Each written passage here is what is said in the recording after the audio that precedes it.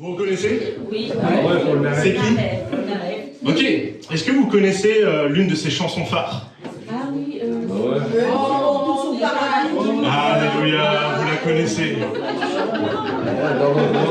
Allez, on ira tous. Il y a les paroles là.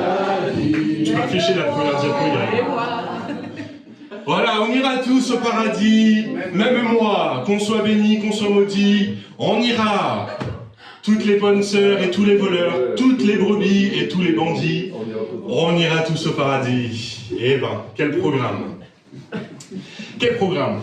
La difficulté que j'ai avec ce programme, avec cette chanson, avec... alors, Michel Polnareff, j'ai absolument rien contre lui, hein, c'est un chanteur de variété française, voilà, on aime, on n'aime pas, ça c'est les goûts, les couleurs. En revanche, en tant que pasteur, en tant que chrétien, en tant que disciple de Jésus, je n'arrive pas à être en accord avec ces paroles. Parce que on est dans une ère où justement on pense que effectivement on ira tous au paradis. On vit dans cette société où c'est inscrit, où ce qui est important, c'est d'être en paix avec soi-même, c'est de faire ses choix, de faire d'être bien dans ses positions, dans ses croyances. Et puis, si le bon Dieu existe, parce qu'il nous aime, eh ben il va nous sauver. Qui a déjà entendu ça? Oui. Allez, qui le croit? Ouais, que Dieu nous aime, on le croit. Est-ce que ça veut dire que... La difficulté qu'on a aujourd'hui et qu'on rencontre aujourd'hui, c'est qu'on confond souvent l'amour avec le fait d'être sauvé. On confond le fait que Dieu nous aime et que parce qu'il nous aime, il va pardonner tout ce qu'on a fait, peu importe si on l'a choisi ou pas, peu importe si on a demandé pardon ou pas, parce que Dieu nous aime, alors de toute façon, il ne peut que nous sauver. C'est une proposition qui est un peu bancale, difficile. Pourquoi? Je vais vous donner un exemple très simple. Je sais que mes parents m'aiment. Je sais que mon papa et ma maman m'aiment. Et ils m'ont offert plein de choses. Ils m'ont permis de grandir, de m'épanouir dans ma vie. Ils m'ont offert des études, un foyer, une maison, des valeurs. Ils m'ont donné un cadre. Puis à un moment, j'ai grandi et j'ai fait mes propres choix. Et mes propres choix, si mes propres choix, alors merci Seigneur, ça n'est pas le cas pour moi, mais admettons que mes propres choix m'aient amené à faire des choses qui sont illégales, qui ne sont pas honnêtes, qui ne sont pas bonnes, qui ne rentrent pas dans la loi que propose la France, et que je me retrouve en prison. Ok? C'est possible, hein? Enfin, j'espère que ça ne m'arrivera pas. Mais bref, si je fais des choix de vie qui m'emmènent en prison, mes parents continuent de m'aimer. Oui. Ok, je crois que mes parents vont continuer de m'aimer. Pourtant, ça ne veut pas dire qu'ils sont d'accord avec les choix que j'ai faits. D'accord? Et malheureusement, on pense que parce que Dieu nous aime, et ben en fait, il va pardonner tout ce qu'on fait et il va accepter tous nos choix de vie. Comme mes parents pourraient tout à fait se battre pour que Paul sorte de prison, même s'il a volé, même s'il a tué, même si c'est un meurtrier, même si c'est une mauvaise personne. Ils vont se battre parce qu'ils m'aiment. Alors ils vont tout faire pour me sortir de prison, parce qu'après tout, ils m'aiment. Mais en fait, aimer n'a jamais été en lien avec le fait d'accepter tout et n'importe quoi de la part de ses enfants. Et de la même manière, Dieu agit de la même manière envers nous. Je crois profondément que Dieu nous aime. Et c'est le premier point de ce message, c'est que Dieu nous aime tous. Dieu aime tous les hommes. Mais en général, il y a toujours ce « mais » trois petits points qui est là. Dieu aime tous les hommes, mais... Donc on va lire un verset extrêmement connu, extrêmement réputé des Écritures, qui est central, que les chrétiens connaissent par cœur, que les chrétiens ont sur leur cœur très fort. Ça s'appelle Jean 3,16. Donc c'est dans l'Évangile selon Jean, chapitre 3, verset 16. Et on pourrait presque le citer machinalement, mais on va le lire et on va s'en imprégner. Car Dieu a tant aimé le monde. Donc Dieu, Jésus le redit, enfin l'évangéliste le redit, Dieu a tant aimé. Qu'est-ce qu'il a fait? Il a donné son Fils unique afin que ceux qui croient en lui ne meurent pas, mais qu'ils aient la vie éternelle. Dans ce premier point, quand on lit ce verset, on se rend compte que Dieu aime tout le monde, mais l'obtention de la vie éternelle, elle est conditionnée. C'est-à-dire que on pourrait dire Dieu a tant aimé le monde, qu'il a sauvé tout le monde pour qu'ils aient la vie éternelle. Mais la réalité, c'est pas ce que ce passage nous dit. C'est afin que tous ceux qui croient en lui ne meurent pas, mais qu'ils aient la vie éternelle. Donc Dieu, on sent qu'il a aimé le monde, il aime tout le monde, il t'aime toi, même avec des cheveux bleus, il t'aime, même sans cheveux, il t'aime. Peu importe qui tu es, d'où tu viens, ce que tu as fait dans ta vie, même si tu es un meurtrier, même si tu es quelqu'un de méchant, même si tu es profondément malhonnête, même si tu es un malotru, même si tu as volé tes parents, même si tu as volé des personnes, même si tu blesses le cœur des gens, même si tu blesses le cœur de Dieu, Dieu continue de t'aimer parce que tu es sa création, parce que ça fait partie de la nature de Dieu d'aimer. Mais pour autant, Dieu n'accepte pas ce que tu fais. Dieu n'est pas OK avec la manière dont tu vis. Et c'est pour ça que Dieu conditionne le fait d'être sauvé à le fait de croire.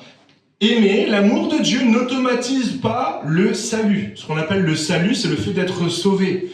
Ce n'est pas parce que Dieu nous aime que nous sommes sauvés. C'est un raccourci, c'est trop court. Ce n'est pas parce que Dieu nous aime que nous sommes sauvés. Avec son amour, par son amour, Dieu rend possible le fait d'être sauvé. Il met tout en œuvre pour que nous soyons sauvés. Si je reviens à cette image de mes parents, ils ont mis tout en œuvre pour que j'évite de faire des bêtises, j'évite de faire de choix. Ils m'ont donné un toit, une maison à manger, ils m'ont donné des valeurs, ils ont posé un cadre à ma vie, ils ont mis en place des règles qu'ils ont suivies. Et quand il y a eu transgression des règles, quand on était à la maison, il y avait sanction. Bref, il y a eu un cadre de vie qui a été favorable pour moi et qui m'a permis à un moment donné, de rester dans ce cadre. Malgré tout, aujourd'hui, en tant qu'adulte, j'ai le choix, soit de continuer à respecter ce cadre, de m'en créer un avec la relation que j'ai avec Dieu, ou alors de le transgresser. Ou alors de décider que, non, moi, dire bonjour, au revoir et être poli, ça me plaît pas, je préfère être méchant.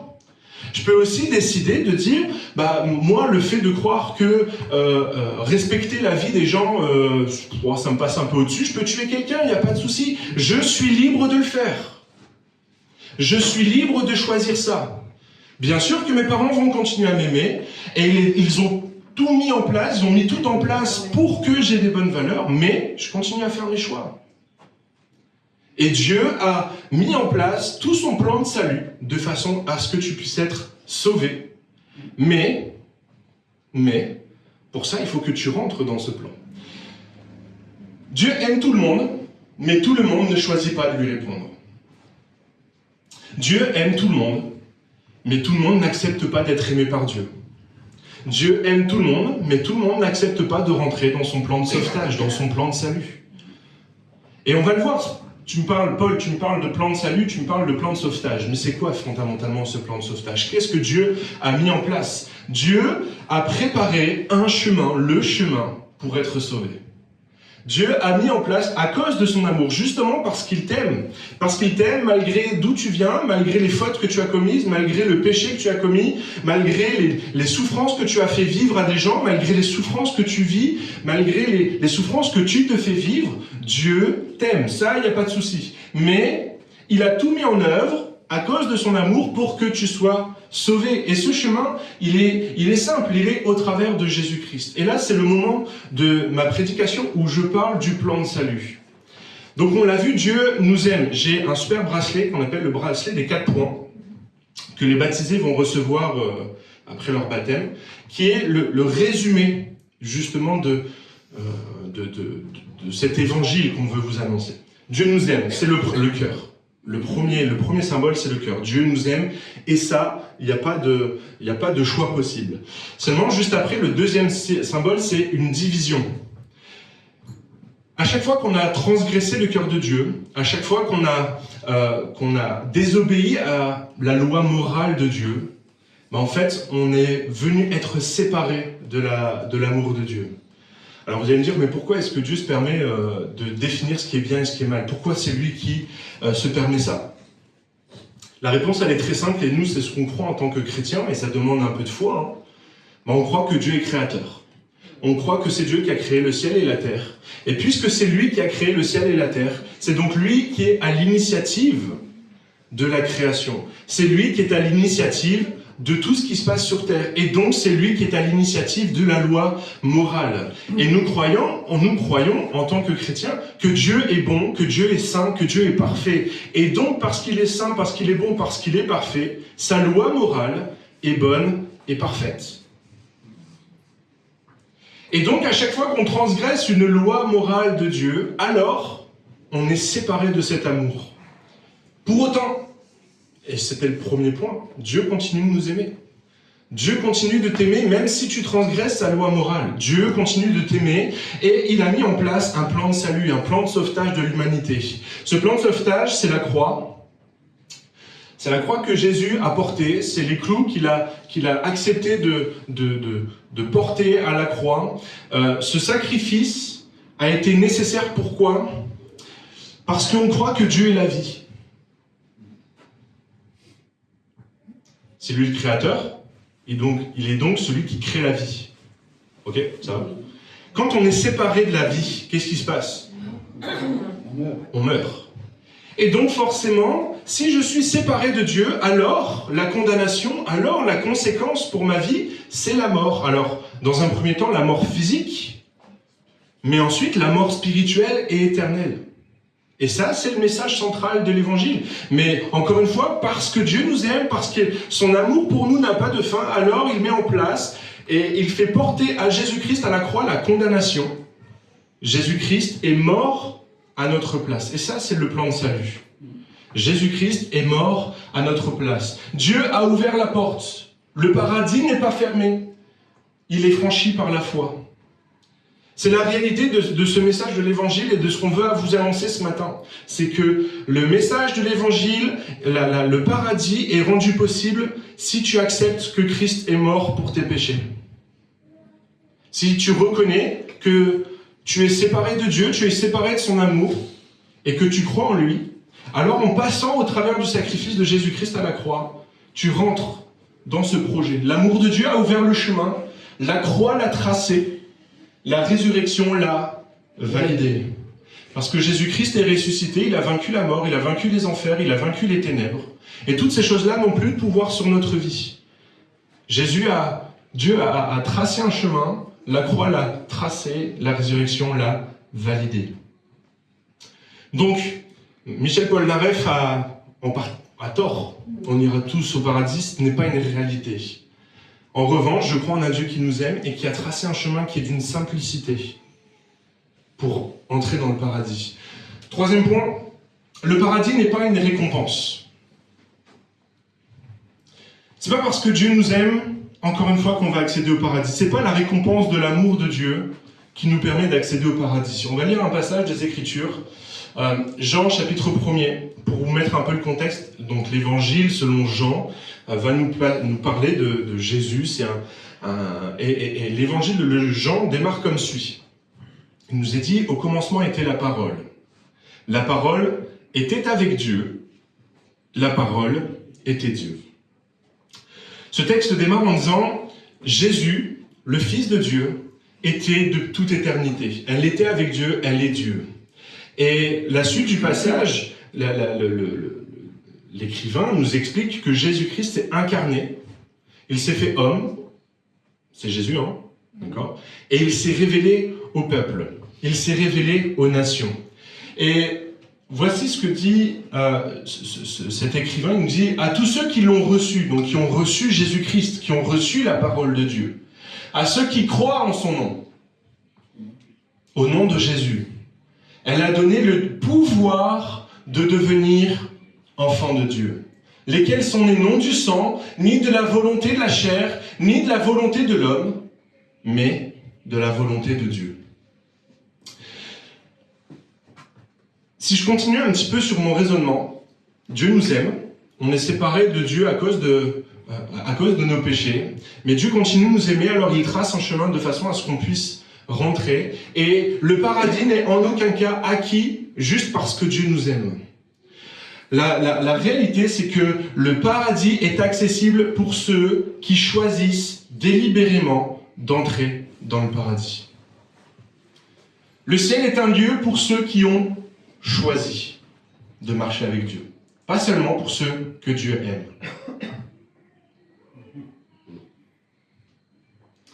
Le ciel est un lieu pour ceux qui ont choisi de marcher avec Dieu. Pas seulement, uniquement ceux que Dieu aime. Alors ça peut paraître très dur.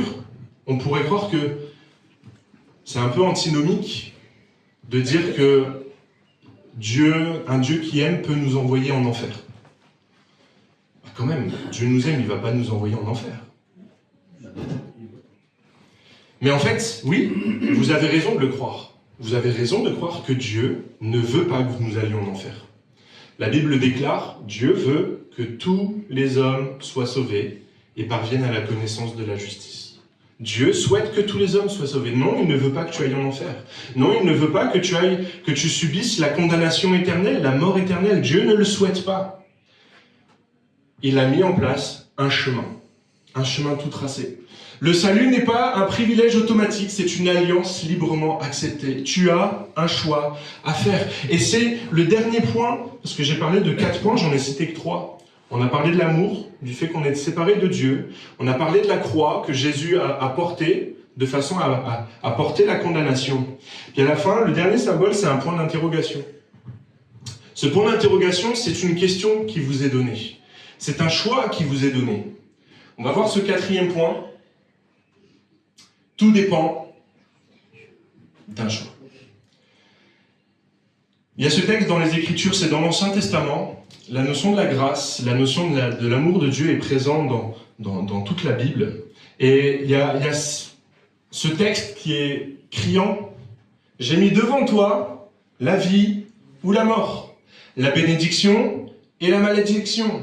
Choisis la vie afin que tu vives, toi et ta postérité, pour aimer l'Éternel, ton Dieu, pour obéir à sa voix et pour t'attacher à lui, car de cela dépendent ta vie et la prolongation de tes jours. » Il y a un choix à faire en tant qu'homme du chemin que Dieu a tracé. Oui, Dieu a tracé un chemin. La croix de Jésus est le chemin qui nous permet d'être sauvés. Ce matin, j'ai pas envie de vous parler de venir à l'église. J'ai pas envie de vous dire que c'est l'église ressource à Saint-Boël qui va vous sauver. J'ai pas envie de vous dire ces choses-là parce que ça n'est pas la vérité. La seule chose qui nous sauve, c'est Jésus-Christ.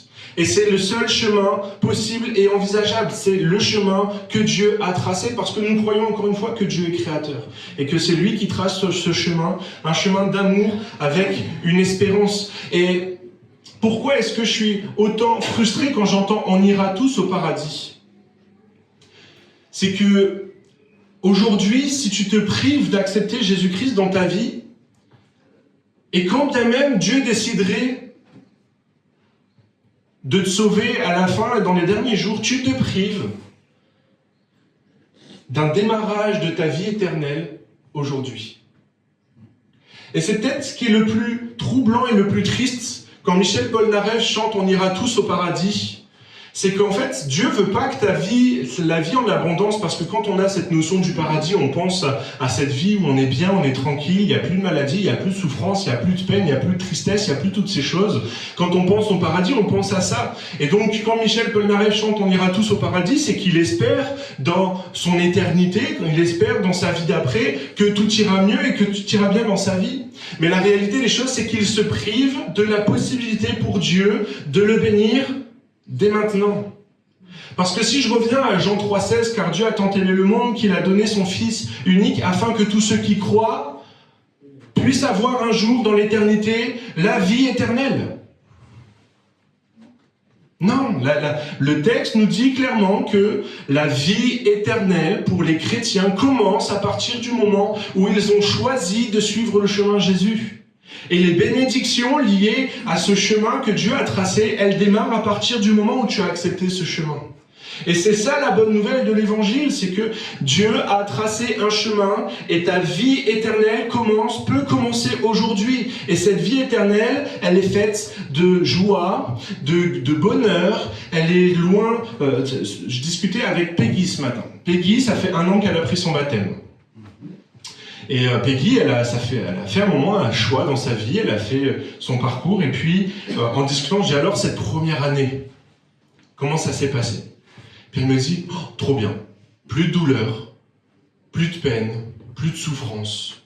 Alors, elle me dit, bon, si, quand je fais des efforts, tout ça, j'ai un petit peu mal, parce que bon, on a encore notre corps, on a encore nos douleurs, et puis c'est pas parce qu'on est chrétien que d'un coup, tout va mieux dans notre vie. On vous mentirait en vous disant ça. Bien sûr que les chrétiens ont leurs difficultés, leurs souffrances, mais ils ont une assurance que le Dieu est avec eux, que Jésus-Christ est avec eux, et que quand il y a de la difficulté, quand il y a de l'adversité, en fait, Dieu est là, puis Dieu apaise. Dieu donne sa paix, Dieu donne sa joie, Dieu veut pourvoir dès maintenant, dès aujourd'hui, à ses bontés. Alors, si le paradis est le lieu de la présence de Dieu, où justement il n'y a plus de peine, plus de tristesse, et qu'aujourd'hui tu n'as pas envie d'être dans cette présence de Dieu, pourquoi est-ce que tu aurais envie d'être avec lui pour l'éternité?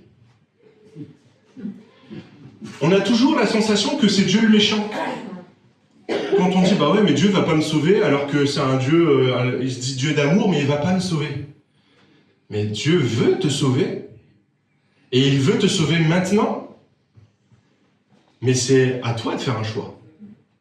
Si toi, aujourd'hui, tu n'as pas envie d'être au bénéfice de sa grâce, si tu n'as pas envie d'être au bénéfice de son amour, si tu n'as pas envie d'être au bénéfice de sa paix, si tu n'as pas envie d'être au bénéfice de sa guérison, si tu n'as pas envie d'être au bénéfice de ces bonnes choses que Dieu veut te donner, mais pourquoi est-ce que tu aurais envie de les vivre dans l'éternité?